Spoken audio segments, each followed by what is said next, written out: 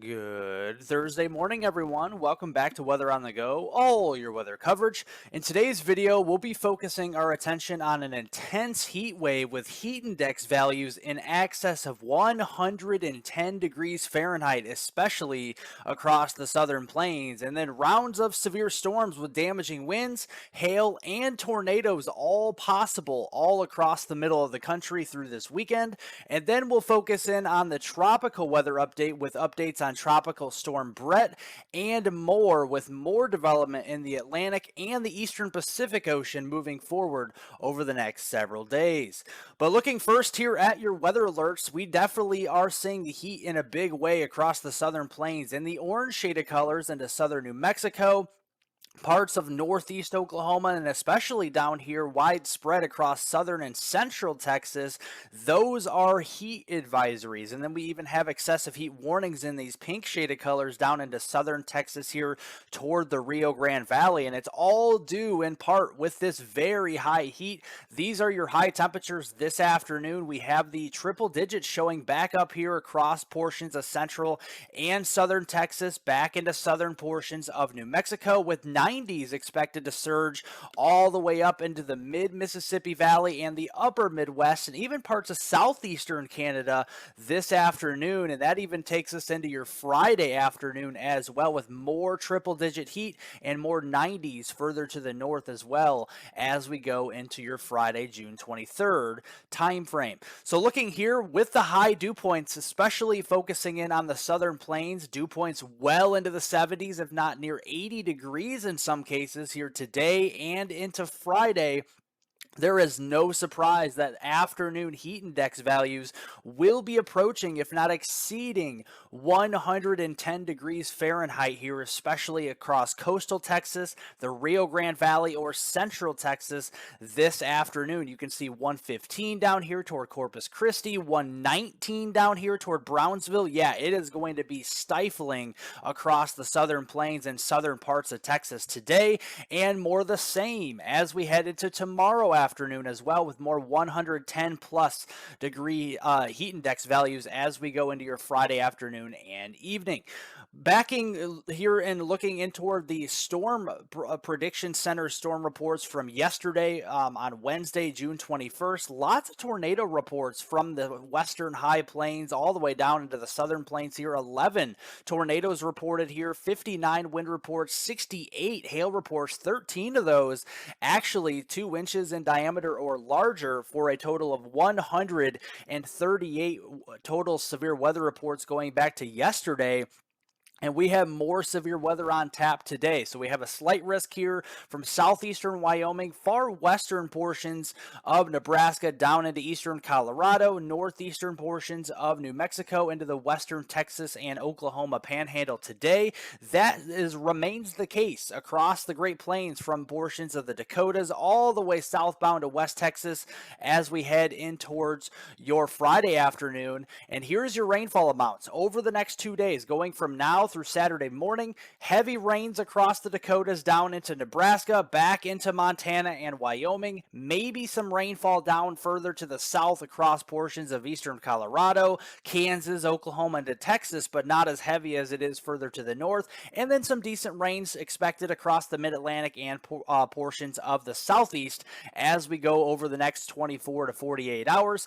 And then some changes do occur as we go into this weekend. This is your 500 millibar height anomaly. What this shows is that ridge of high pressure and the red anomalies down here across the southern plains and right over Mexico, and over the top where you see these blue anomalies, that is the northern periphery of the ridge. And we have a couple of low pressure systems traversing over top of that upper level ridge to the south here, and this will cause a little bit more unsettled weather for the upper Midwest and parts of the Ohio Valley going into this weekend. So starting on Saturday, severe storms will be be possible from Minnesota through Iowa down into Missouri here in areas surrounding that. And it is possible we do even have some instances of significant severe weather as well, especially if you live in Des Moines, Omaha, and down toward the Kansas City region, the St. Joseph region there into Missouri.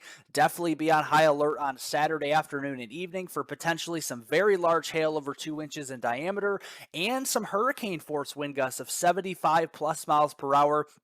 And even a couple of tornadoes cannot be ruled out. And then we shift this area further east-southeast on Sunday to include more of the lower Ohio River Valley into portions of Indianapolis, into portions of southern Indiana, getting into western Kentucky and southeastern Illinois down toward the Paducah, Kentucky region as we go into your Sunday, June 25th. But over that time frame, from Saturday into Sunday, here's the rainfall amounts. Some heaviest rains will be up into portions of northern Minnesota and into the Dakotas.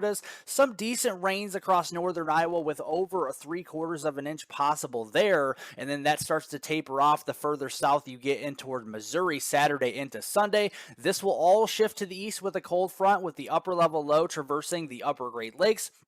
The trailing cold front will bring some shower and storm chances with severe weather possible from Sunday into Monday across the lower Ohio Valley, down toward the Memphis region, Paducah, getting in toward Nashville. We could be seeing some 1/2 inch to 3/4 of an inch of rainfall possible there, and then into far northern Wisconsin in toward western and central portions of Ontario. We will be seeing 1/2 inch to 3/4 of an inch possible there, and also across New England with a couple of systems moving through there. We could see a 1/2 inch to 3/4 of an inch of rainfall Sunday into Monday in those areas. And it is much needed rainfall because the drought monitor is out today, and we have widespread moderate drought ongoing across the Ohio Valley, parts of the Mid-Atlantic, back into the upper Midwest. And the concerning part is that the severe and extreme drought categories are starting to become a little bit more numerous here, from Nebraska to Kansas, eastward into Iowa, portions of Missouri, and even into some extent central Illinois as well. So definitely needing the rainfall across these regions. And going over the next 6 to 10 days here, going through next weekend time frame to open up the first day of July on Saturday, July 1st, it does look like we get that ridge to stay put across the southern United States. And over the top of that, we could be seeing these disturbances every 1 to 3 days or so, revolving around the northern periphery of that ridge. We get a little bit more of a northwesterly flow, especially into the Ohio Valley during this time frame. So we could have slightly below average temperatures during this time, but it will be stifling heat across Texas and the southern plains through next weekend. And over the top of that ridge, with the disturbances moving through every 1 to 3 days, we could be seeing some active weather with some rainfall, the heaviest expected into the Dakotas and down into Nebraska and westbound.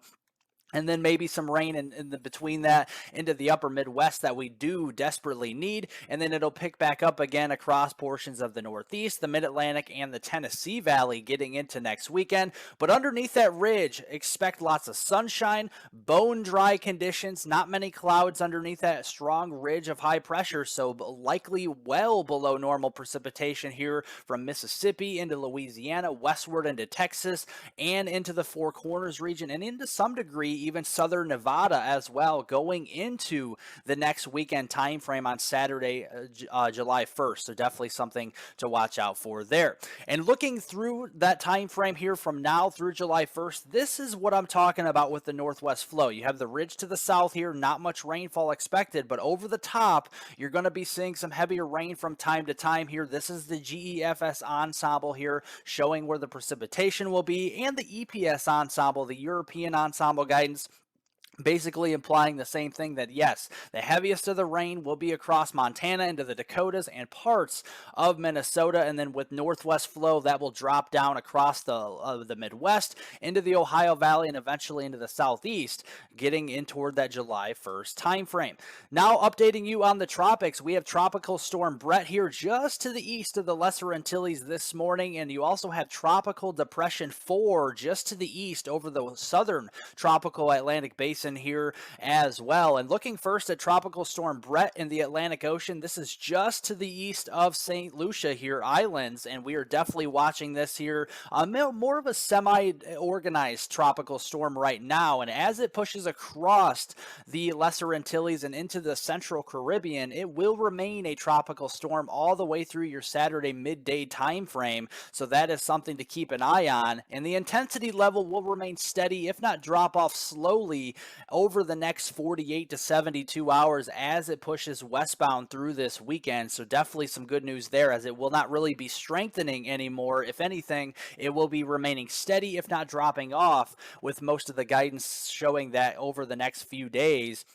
Now looking at Tropical Depression 4, just to the east of Tropical Storm Bret in the southern tropical Atlantic Basin. This is a system worth watching as well. We have warm waters out here, and as it moves to the north and west, it'll take more of a northwesterly path as that Bermuda high over the central Atlantic starts to push a little bit further to the north and east, pushing the flow a little bit more from southeast to northwest across this region, missing likely the Lesser Antilles and Puerto Rico as a tropical storm or a depression across those areas. But this may be something to watch for Bermuda or the Bahamas in the days ahead, so we'll continue to monitor that as well. And the intensity does have it as a low to medium grade tropical storm over the next several days. Just a couple models get it into low-end hurricane status at a category 1, so we'll continue to monitor that over the next several days. Turning over to the eastern Pacific side, there is an upgrade, a 70% chance of development just off the coast of Mexico in the eastern Pacific Basin here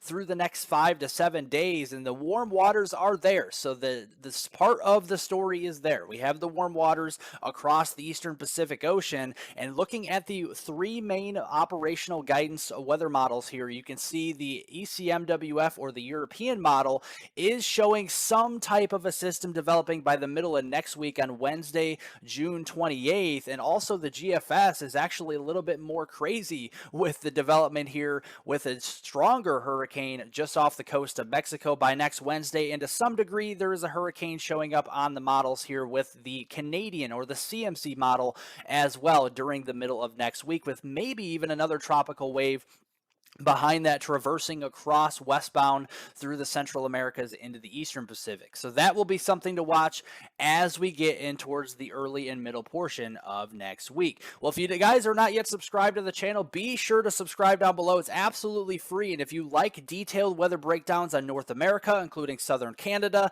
the United States, and the tropics, this is the channel for you. Subscribe down below if you have not already. And also be sure to like the video. Press the thumbs up button down below the video. It definitely helps out more than you know, so I appreciate that as well. If you want to follow me on Twitter for additional weather forecast updates, hit the description down below the video and follow me on Twitter at hweather420. I appreciate that, and I also do update on there fairly frequently throughout the week as well.